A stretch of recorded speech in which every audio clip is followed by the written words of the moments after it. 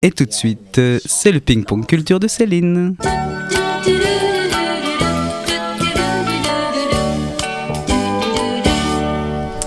Alors Céline, cette semaine, tu m'as dit que tu avais une info majeure à transmettre à nos auditeurs. Quelle est cette info? Dis-moi. Oui, chères auditrices, chers auditeurs qui êtes ici comme à la maison, j'ai quelque chose de très important à vous dire. Dis-nous. Nous savons tous que faire l'amour, en plus de nous procurer bonheur, plaisir et tutti quanti, augmente notre espérance de vie. Eh bien aujourd'hui, grâce aux travaux menés par des chercheurs de l'université de Yale, nous savons aussi désormais que lire augmente notre espérance de vivre plus longtemps et en bonne santé. Quelle horreur. 20% sur 12 ans, Jordan. 20% sur 12 ans, plus de 20%, t'imagines? Donc l'idéal serait de lire 1 ou 2 chapitres avant de s'endormir, soit l'équivalent en moyenne de 3h30 de lecture par semaine. Ouh là là. Voilà. Donc oui, Mathieu, je voulais parler de ça, mais pas que. Dis-moi alors. Parce que tu nous tires le portrait depuis des semaines, tu parles de nous au passé, au présent, au futur, surtout à l'imparfait. Et toi, derrière tes jeux, tes interviews, tes chroniques, tu penses que tes chroniqueurs n'allaient pas d'aller te chercher, hein? Ben non, c'est mal nous connaître. Donc moi aujourd'hui j'ai décidé d'aller te chercher un petit peu. T'inquiète pas, on sait que Mathieu. tu fais chier le monde, va. Oh tais-toi, toi, ça sera la prochaine fois pour toi. De montrer enfin au grand jour qui tu es vraiment. Oui Mathieu, toi l'acteur au débit presque impeccable. Non, impeccable, allez, on va le dire. Toi le fan de Gainsbourg autant que de Gainsbourg. Toi qui aimes les gens autant que tu aimes la vie, au point même de t'en péter les dents tellement tu croques dedans avec passion parfois. Oui, il y a d'autres choses. Toi l'ami qui se pense de droite mais au discours, aux actes, à la dégaine de l'intello bobo de gauche. Toi, le sosie de Romain Duris, tombeur sans le vouloir, et c'est ce qui fait tout ton charme d'ailleurs. Oui, toi là qui me regarde paniquer en pensant mais qu'est-ce qu'elle est en train de me faire cette conne? Elle est en train de me faire perdre 2 minutes de l'émission et mon interview avec Biona qui a été réglée à la milliseconde près. Mais pourquoi je l'ai prise dans cette émission, cette grosse conne? Merde! Bon, je lui dis de dégager maintenant ou quoi? Non, c'est bon Mathieu, c'est bon, détends-toi, j'arrête. Toi t'as tes coups de gueule, moi j'ai mes petits coups de cœur, tu vois. C'est vrai quoi, je parle des autres depuis des semaines, mais j'ai aussi le droit de parler de mon animateur, voire ami préféré, non? Hein? Bon.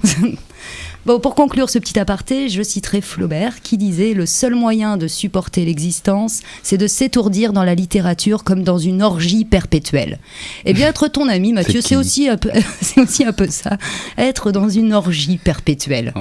Alors, amis auditrices et auditeurs, à défaut d'avoir la chance de connaître Mathieu dans la vie, je vous donne ce conseil. Étourdissez-vous dans la littérature. Lisez, lisez, lisez. Lisez, par exemple, l'ouvrage que je vous recommande cette semaine, Data Transport, premier roman du poète Mathieu Brosseau, paru aux éditions de l'Ogre, une plongée au sens propre comme au figuré dans les vrais jeux du moi, dans les lumières ténébreuses du jeu, une histoire sur la quête sans fin et jusqu'à plus soif de nos identités qui nous fragilise autant qu'elle nous fortifie. Un roman aussi dingue que génial à engloutir sans modération. Il y a quoi à voir cette semaine, Céline? Eh bien, à voir cette semaine. Entre les fresques immenses, les poésies murales, les expos temporaires, le street art fait désormais partie du décor urbain et de l'identité de la ville, notamment de Paris. Et à partir du 1er octobre, qui sera inauguré pendant la Nuit Blanche 2016, c'est entre les murs de l'école informatique 42 que le street art va s'installer durablement dans un musée tout à fait insolite et dans un lieu complètement improbable. Et c'est justement ça aussi, le street art, c'est surgir là où on ne l'attend pas, surprendre, intriguer, susciter la réflexion, éveiller les imaginaires, nous engager dans les voies en friche de tous les possibles. Donc, entre les murs de l'école d'informatique 42 à partir du 1er octobre. Voilà. Donc c'est sur une surface de 4242 mètres carrés, c'est plus de 150 œuvres de street art qui seront visibles par tous et gratuitement évidemment. Là, je suis sûre qu'il y a Sony qui est en train de jubiler derrière sa radio. Ouais. On y retrouvera donc notamment Banksy, JR, Invader ou Clette et ses sens interdits, sous le même toit, donc au 96 boulevard Bessières dans le 17e à partir du 1er octobre. Et en attendant le 1er octobre, je vous invite tous à ouvrir grand les yeux, à regarder ce qui se lit entre les crevasses, ce qui se trame dans les fissures, à saisir et vous laisser saisir par toute cette poésie qui s'échappe du béton. Et envoyez-nous vos plus beaux clichés sur la page de l'émission Dynamique Radio, Summer, Dynamique Summer, comme à la maison, je n'y arriverai jamais. Et les plus beaux clichés seront même récompensés par des petits cadeaux. Hein, c'est ce qu'on a fait la semaine dernière. Ouais. L'appli de la semaine, Céline. Alors, l'appli de la semaine, je vais parler de mon chouchou, même si j'aime pas du tout le foot, j'aime pas les footballeurs, mais alors lui, mais qu'est-ce qu'il est mignon. Il vient de lancer une première application, enfin non, pas une première justement, il vient de lancer... tout nu. C'est qui? De qui tu parles? Mais tu vas voir. Il vient de lancer une application de selfie pour une association qui lutte pour les droits des enfants. Donc le portugais, le portugais, vient de lancer CR7 Selfie, une application pour faire des selfies aux côtés de votre idole adorée. Rien d'incroyable jusque-là, hein, parce qu'il y a beaucoup d'applications autour de Ronaldo. Ça y est, je l'ai dit. Oui, d'accord, on avait qui sont sortis ces dernières années. Cette fois-ci, c'est pour la bonne cause, car tous les bénéfices sont reversés à l'association Save the Children, qui lutte pour les droits des enfants dans les pays en développement. Afin de leur donner une meilleure éducation, des services de santé, des perspectives d'avenir. De développement. Voilà. C'est bien ça, super.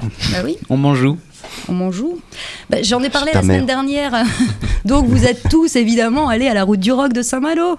Alors s'il vous plaît, je vous demande de me laisser encore profiter un peu du Paris désert pendant que vous êtes là-bas. Faites un petit détour par la Normandie avant de rentrer.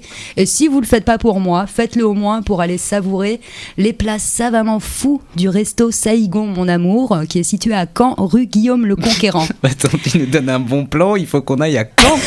Mais non, mais vous êtes déjà... L'émission est internationale. Là. Ah oui, non, mais moi les bons plans que je demande, c'est pour moi. Je peux terminer quand même. Oh là là. Vas-y. On est content. Donc, non, je vous dis juste une petite info sur. C'est quoi, c'est ton frère, un oncle? Du tout. Départ dans la boîte. C'est une artiste en fait. Ah. Et donc avant d'être restauratrice, elle était artiste, une grande artiste. Et je vous assure que ces plats qui sont concoctés, imaginés avec amour, sont comme ses œuvres, innovants, poétiques, métissés, colorés, esthétiques, en un mot, poéticoloricieux. Oh, elle écrit bien celle-là, dis donc. C'était joli. Retrouvez toutes les infos du resto sur la page Facebook Saïgon Mon Amour. Pour finir, Céline, la découverte musicale. Je l'attendais. Tu l'attendais aussi, Mathieu. Vous l'attendiez, hein, Julien, Jordan. Nous l'attendions. Le retour de Mia. Ça y est, ça c'est fait. Elle est revenue avec un tout nouvel EP. C'est où? Tout droit sorti de son imaginaire fou et déjanté. C'est Birdsong et c'est du Mia tout groovy. Et qu'est-ce qu'on dit autour de la table? Bravo, Céline. Merci. Non, c'est merci, c'est pas bravo. Il comprend jamais rien. Il comprend rien. Merci Céline. Merci.